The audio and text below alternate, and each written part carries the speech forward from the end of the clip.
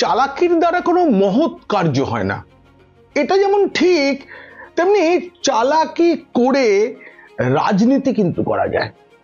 সেটা মহৎ কাজ হয় না, সেটা স্থায়ী হয় না, কিন্তু কিছুদিনের জন্য সাফল্য তো পাওয়া যায়। গোটা দেশে এসআইআর চললেও বাংলার শাসক দল শুধুই চালাকি আর চালাকি করে চলেছে, এটা আমরা সবাই জানি। সবটা বুঝেও নির্বাচন কমিশন কিন্তু এখনো পর্যন্ত চুপ। অভিজিৎ গাঙ্গুলি কেন্দ্র এবং কমিশনের ঘুম ভাঙাতে যা বলার বলে দিয়েছেন, কিন্তু তারপরেও কুম্ভকর্ণের ঘুম কি ভাঙবে? আমরা যারা একটা শুদ্ধ ভোটার তালিকার স্বপ্ন দেখছি, সেটা কি সম্ভব হবে? আমি তৃণমূলের আরো অনেক কারচুপি আর জোচ্চুরির কথা বলে দেব, সেটা কমিশন জেনে কিছু করবে বলে খুব যে আশা করছি তাও অবশ্য নয়। এই প্রতিবেদন যদি ভালো লাগে তবে অবশ্যই সাবস্ক্রাইব করবেন। পিনাক্কি বলছে। এখন তৃণমূলের অপকর্ম এবং কর্মফল জানতে দেখুন ও শুনুন পিনাক্কি বলছে। দেখুন, বিহারে এসআইআর হয়ে গেল, তারপরে ভোটও। দেশের আরো 11 রাজ্য বা কেন্দ্রশাসিত অঞ্চলে এসআইআর চলছে। কোথাও কোথাও এত আলোচনা আছে, এত মারপিট। বাংলাতেই যত গোলমাল। তাতে একটা বিষয় স্পষ্ট যে এসআইআর নিয়ে ভোটার তালিকাকে বিদেশি মুক্ত করার এই অভিযান নিয়ে সবচেয়ে বেশি, দেশে সবচেয়ে বেশি চিন্তিত বাংলার শাসক দল তৃণমূল। আর সেই ভয় থেকেই এসআইআর নিয়ে প্রথমে মিথ্যা প্রচার এবং একই সঙ্গে জোচ্চুরি এবং কারচুপি চলছে। আপনাদের বলে রাখি, যেই সময় বিহারে এসআইআর শুরু হলো তারও আগে থাকতে রাজ্য সরকার জানতো, তৃণমূল জানতো, তখন থেকেই এসআইআর মোকাবিলার জন্য কি কি জোচ্চুরি, কি কি কারচুপি করা হবে তার পরিকল্পনা তৈরি হয়ে গিয়েছিল। সেই মতো কাজ তখন থেকে চলছে। যেই সময় বাকি বিরোধী দলেরা ঘুম থেকে উঠবো কি উঠবো না, আর একটু শুয়ে থাকি, এরকম পর্যায়ে ছিল। কেন্দ্রীয় সরকার চুপ, এত কিছু দেখেও কমিশনও চুপ। আসলে কেন্দ্র বা কমিশন এটা বুঝেও বুঝতে চাইছে না যে বাংলা গোটা দেশের থেকে আলাদা। এই রাজ্য মানে শুধু রবীন্দ্রনাথ, বিবেকানন্দ, নেতাজি, রামকৃষ্ণ এসব ভাবলে চলবে না। বাংলাকে একটা সময় সাংস্কৃতিক রাজধানী বলা হতো ভারতের, কিন্তু এখন জোচ্চুরি আর কারচুপিতেও এগিয়ে বাংলা। আমাদের মুখ্যমন্ত্রী দেশের কেউ বলেননি যখন, তখন বলেছেন এসআইআর হতে দেব না, কিন্তু এসআইআর হচ্ছে। উনি তো অনেক কিছুই বলেন, 26,000 চাকরি যেতে দেব না, কিন্তু হয়েছে। নিজে হাতে ফর্ম নিয়েছেন, চাপে পড়ে পরে আবার বলেছে আমি নিইনি। অথচ বিএলওর হাত থেকে তিনি ফর্ম নিয়েছেন, তার দলের মুখপত্র জাগো বাংলায় সেই খবর প্রকাশিত হয়েছে। পরে তিনি যে ঢপটা সাজিয়েছেন, সেই ঢপটাকে নতুন করে, কিন্তু প্রথম দিনের খবরটাই ঠিক ছিল। বিএলওর হাত থেকে ফর্ম নিয়েছেন ভাইপো তথা অভিষেক বাবুর পিতা অমিত বন্দ্যোপাধ্যায়, পরিবারের সকলের জন্য নিয়েছেন। কিন্তু আপনারা দেখুন,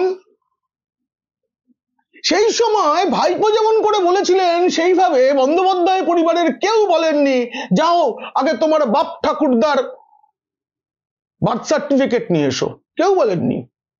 কেউ কাউকে গাছে বা ল্যাম্পপোস্টে বেঁধে রাখেননি। নিজেদের পরিবারের সময় তারা নিজেদের কাজটা করে নিয়েছেন, কারণ সবাই নিজেরটা বোঝে, বাকিদের উস্কে দিয়ে নিজেদেরটা তারা বুঝেছেন। তেমনি বাংলার একটা বড় সংখ্যার মানুষ এসব উস্কানিতে কান না দিয়ে ঠিক এসআইআরটা যাতে হয়, ভোটার তালিকা হয়, সে কাজটা করছেন। তারা নিজেদের ভালো নিজেরা বোঝেন, তারা রাষ্ট্রের ভালোটাও বোঝেন। আপনারা একবার ভাবুন তো, হরিশ চ্যাটার্জি স্ট্রিট বা হরিশ মুখার্জি রোডের কেউ কি ঠাকুরদাদার বার্থ সার্টিফিকেট খুঁজে পাওয়া যাচ্ছে না বলে আত্মহত্যা করেছেন? করেননি। কিন্তু আমাদের মুখ্যমন্ত্রী সবশেষে একটা নতুন ঢপ দিলেন, সবার হয়ে যাক তারপরে আমি ওই ফর্মে সই করব। এটা কত বড় ঢপ জানেন? আপনারা জানেন এমন ভাবটা দেখালেন না। উনি তো এই রাজ্য নামে যে বাড়িটা তার মালিক, তাই জন্য উনি লাস্ট ব্যাচে খাবেন, যেটা আমাদের মা পিসিমারা করে থাকেন, সবাইকার খাওয়া দাওয়ার পর খান, এরকম একটা ভাব দেখালেন। কিন্তু মুখ্যমন্ত্রী ভালো করে জানেন তিনি মার্কড ইলেক্টর বা চিহ্নিত ভোটার। প্রধানমন্ত্রী থেকে যে কোনো রাজ্যের মুখ্যমন্ত্রী তাদের এনুমারেশন ফর্মে সই করে তা জমা দেওয়া বাধ্যতামূলক নয়। তারা এমনিতেই ভোটার তালিকায় থাকবেন, এটা পিসিমণি জানেন, কিন্তু গোটাটা একটা ঢপের নাটক। আসলে পিসি ভাইপো মিলে যেটা চেয়েছেন যে রাজ্যবাসীকে একটু খেপিয়ে তোলো, লেলিয়ে দাও কমিশনের বিরুদ্ধে। এখন কেউ যদি এই সব আত্মহত্যার পেছনে ওই দুজনের হাত আছে বলে অভিযোগ করে, দিকে দিকে সাংবাদিকরা আক্রান্ত হচ্ছেন। গায়ে গরম জল ঢেলে দেবো বলে দিলাম, বলে দিচ্ছি। তুমি চলো এই তোমরা এই ক্যামেরাম্যান আমাদের মতো ইউটিউবের যারা কন্টেন্ট ক্রিয়েট করি আমরা, মানুষের কথা মানুষের কাছে পৌঁছে দিই যারা, তারা যেভাবে আক্রান্ত হচ্ছেন তার পিছনেও যদি আজকে বলা হয় এইসব উস্কানি দায়ী, ভুল বলা হবে কি? এত মিথ্যা কেউ বলে? এত মিথ্যা? প্রাক্তন বিচারপতি তথা সাংসদ অভিজিৎ গঙ্গোপাধ্যায় যা বলেছেন অনেক বলে দিয়েছেন, কেন্দ্রকে কমিশনকে সতর্ক করার জন্য অনেক কিছু বলে দিয়েছেন, তারপর খুব প্রয়োজন আছে বলে মনে করি না। কিন্তু আমি আজকে স্পেসিফিক একদম ধরে ধরে 1 2 3 4 করে আপনাদেরকে এমন এমন কারচুপি ও জোচ্চুরির কথা বলবো যেটা কমিশনের ধরার ক্ষমতাই নেই। তবে তার আগে একটা কথা, আপনাদের জন্য আমি যে প্রতিবেদন বানাই তাতে অনেক সময় এবং পরিশ্রম দিতে হয়। যদি আপনারা ভালোবেসে আমাকে সুপার থ্যাঙ্কসের মাধ্যমে টাকা পাঠান, তাহলে আরো ভালো ভালো ভিডিও বানানোর উৎসাহ পাবো আমি। দেখবেন ভিডিওর নিচে যেখানে সাবস্ক্রাইবার বাটন থাকে তার পাশেই থ্যাঙ্কস বাটন আছে। এই থ্যাঙ্কস বাটনে ক্লিক করে আমাকে ভালোবেসে যার যেমন সামর্থ্য তেমন টাকার সুপার থ্যাঙ্কস পাঠাতে পারেন। এই যে তৃণমূলের কারচুপি জোচ্চুরি বললাম না, তার মধ্যে একদম প্রথমেই থাকা উচিত বিএলএ গোলমাল, বুথ লেভেল এজেন্ট।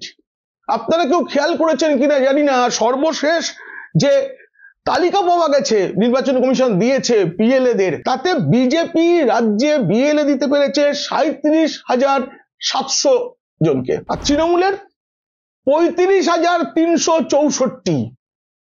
বামেরা সব দল মিলিয়ে 36,000-এর বেশি, বিজেপির প্রায় সমান সমান। তার মানে তৃণমূলের যা বিএলএ বুথ লেভেল এজেন্ট দলীয়, তার দ্বিগুণের বেশি বিরোধীদের। কিন্তু আপনারা কিছু দেখতে পাচ্ছেন? কোথাও দেখতে পাচ্ছেন যে বিএলএদের সাথে সব দলের বিএলএরা ঘুরছে? এখানে একটা ভাইপো বাবুর বড় চালাকি আছে। ভাইপো বাবুর এটা তৃণমূলের জেলার জেলার নেতারা যখন বলেছিলেন আমরা বিএলএ তালিকা তৈরি করতে পেরেছি, তোমাদের কিছু করতে হবে না, সব ভাবা আছে আমার, এটা বলেছিলেন। ইচ্ছা করে তৃণমূল বিএলএ কম নিয়োগ করেছে। সর্বত্র দলে দলে তৃণমূল কর্মীরাই নেমে গেছেন, কিন্তু বিএলএ নয় তারা খাতায় কলমে। সাধারণ ভোটার কি দেখবে? দেখবে শুধু তৃণমূলই রয়েছে তাদের সেবা করার জন্য। এত কর্মী নেমে গেছে, সেটা নিয়ম নয়। অন্য রাজনৈতিক দল কোথায়? প্রশ্ন উঠবে।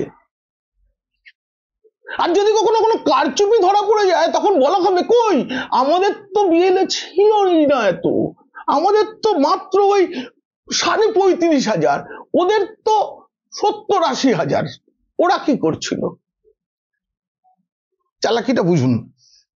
কিন্তু চালাকিটা করে নিজেদের কোনো ক্ষতি যাতে না হয় তার জন্য কি করা হয়েছে, এই বিএলএ ওরা তো বাড়ি বাড়ি ফর্ম দেবেন, ফর্ম জমা দেবেন, হয়ে যাবে। আসল কাজটা করেন ইআরও বা এইআরওরা, একটু উচ্চ পর্যায়ের অফিসার তারা। এইখানেই তৃণমূল তার পেনিট্রেশনটা করেছে, এবং এই কাজটার জন্য নিযুক্ত যারা, তারা তৃণমূলের সাধারণ কর্মী নয়, তারা আইপ্যাকের পেশাদার কর্মী। কোন ভোটারের নাম যুক্ত করা হবে খসড়া তালিকায়, কার নাম বাদ যাবে, এই গোটা প্রক্রিয়াটা নথিপত্র যাচাই করে যারা করেন তারা হচ্ছেন ইআরও বা এইআরও। এই ইআরও এইআরওদের ওপর প্রভাব খাটানোর জন্য, তাদের সঙ্গে কাজ করার জন্য আড়াল থেকে আইপ্যাকের পেশাদার কর্মীরা নিযুক্ত হয়েছেন, তারা কাজ করছেন। এই কারচুপির কথা কমিশন জেনেও কিছু করতে পারবেন না। এই ইআরও এইআরওরা সকলেই সৎ, এ কথা বলা যাবে না। এবং মনে রাখতে হবে এরা সকলেই রাজ্য সরকারের কর্মী, এবং অতীতে যাদের যাদের বিরুদ্ধে এফআইআর করতে বলা হয়েছিল সেটা করা হয়নি। তাই ইআরও এইআরওরা জানেন কমিশন যাই বলুক মাথার ওপর আশীর্বাদী হাত আছে তৃণমূল সরকারের মুখ্যমন্ত্রীর, তাই তারা নির্ভীক। আরো একটা বড় কারচুপি হচ্ছে বার্থ সার্টিফিকেটের মাধ্যমে। কলকাতা সহ জেলায় জেলায় আচমকা বার্থ সার্টিফিকেট তোলার একটা হিড়িক পড়ে গেছে। এটা তো কমিশনের দেখার কোনো কথাই নয়। কমিশন দেখবে সেই বার্থ সার্টিফিকেটটা ঠিক কিনা। যারা হারিয়ে গেছে বলে থানায় একটা জিডি করে পুরনো বার্থ সার্টিফিকেট তুলছেন,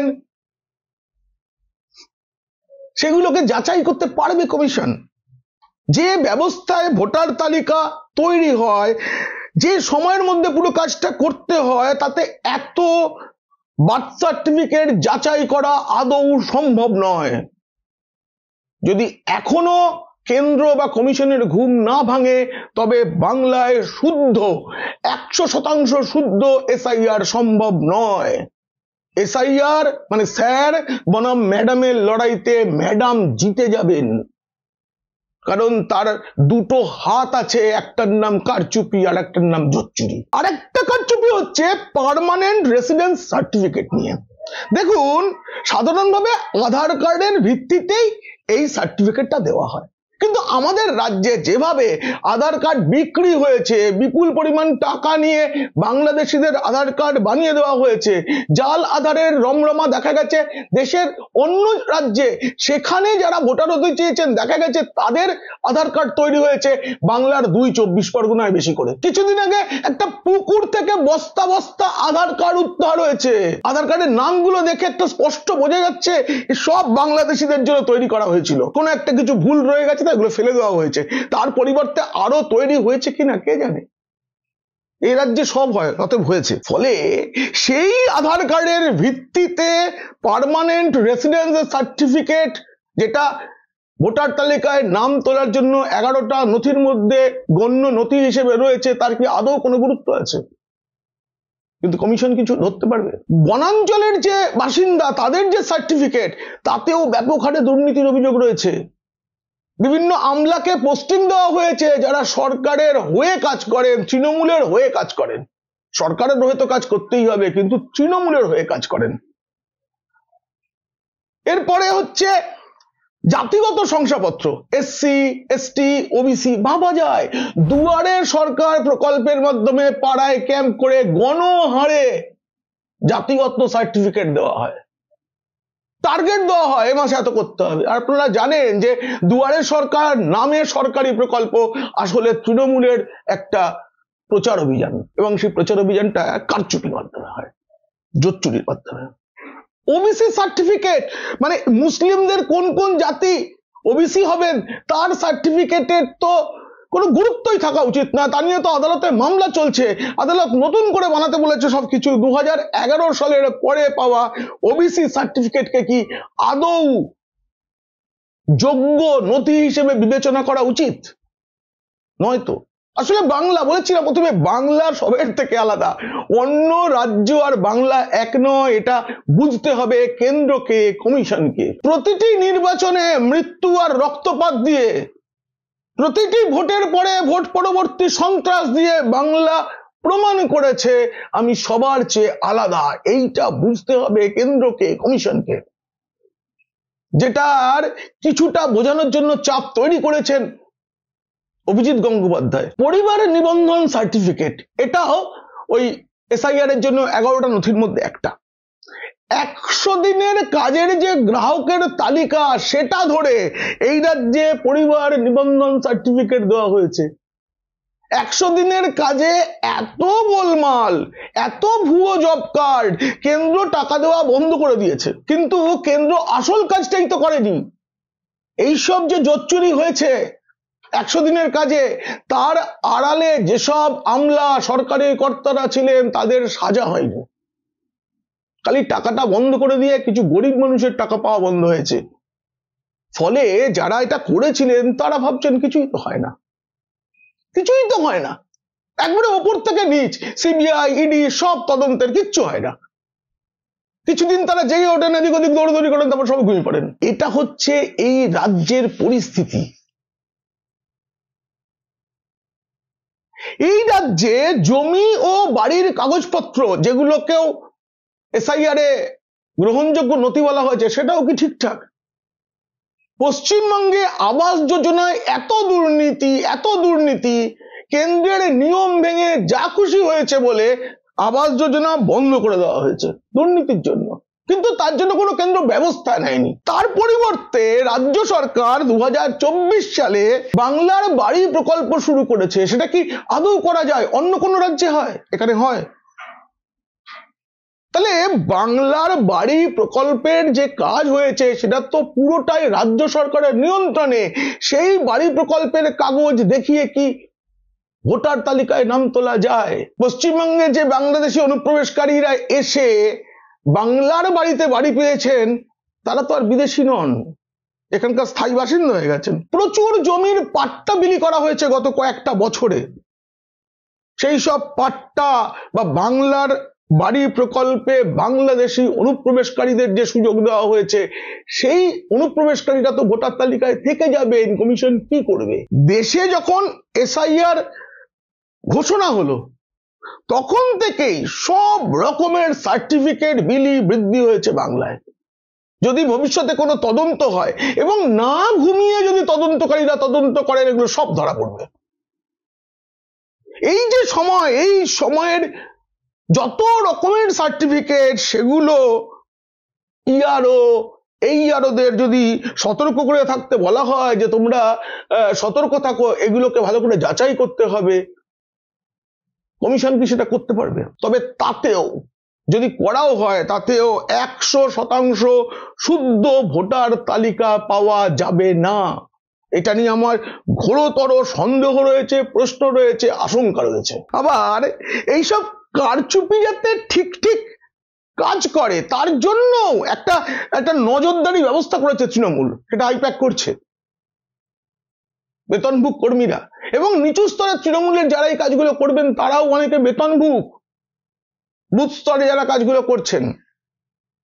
ফলে আবার বলছি, ফের পুনরায় বলছি, দেশের অন্য জায়গার তুলনায় বাংলায় কমিশনের কাজ অনেক কঠিন, অনেক চ্যালেঞ্জের, এটা অস্বীকার করা যাবে না। কেন্দ্রীয় এজেন্সিগুলো যে আচরণ করেছে ফলে এই রাজ্যে দুর্বৃত্তায়ন, দুর্নীতি, জোচ্চুরি, কারচুপি যারা করে তারা নির্ভীক। এত কিছু সামলানোর জন্য আদৌ নির্বাচন কমিশন প্রস্তুত কি? এই প্রতিবেদন কেমন লাগলো জানিয়ে অবশ্যই মন্তব্য করবেন, আর ভালো লাগলে বন্ধুদের, খারাপ লাগলে শত্রুদের শেয়ার করবেন। আপনারা সকলে ভালো থাকবেন।